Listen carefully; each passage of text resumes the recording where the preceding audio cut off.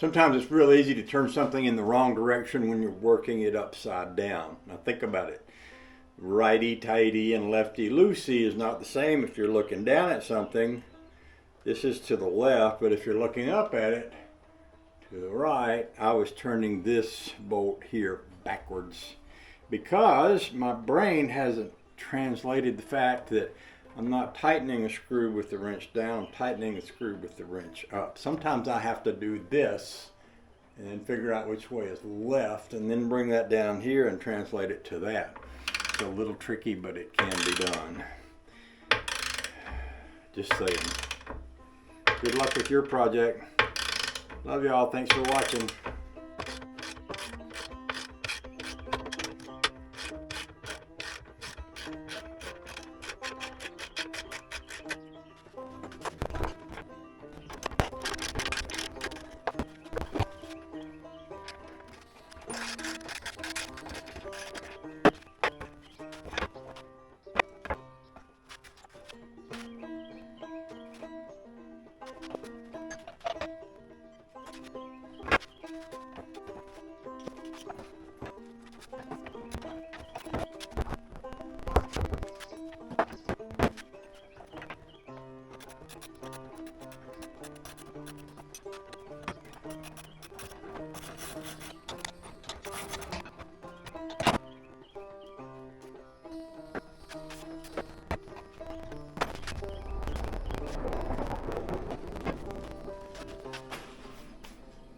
So I'm going to give you a little close-up look.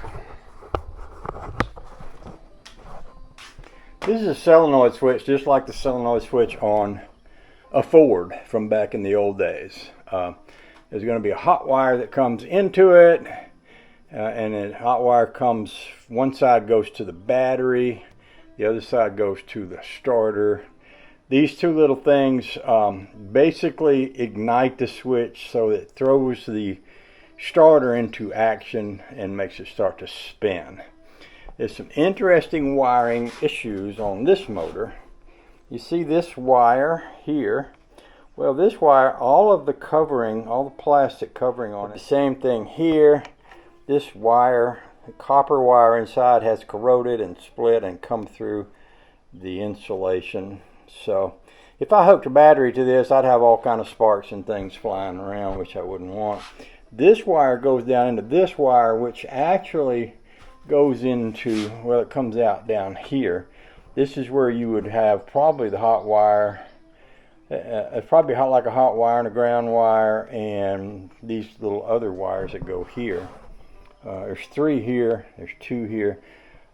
Sometimes you have a wire that makes it run, and sometimes you don't. Sometimes you have a magneto that doesn't require electricity to run, and sometimes you'll have a wire that just shuts the motor down. So we have here a wire that goes from this side and runs up inside the coil, and a wire that goes this side and actually runs inside the coil. It runs inside the flywheel here, and of course this wire is also rotted out.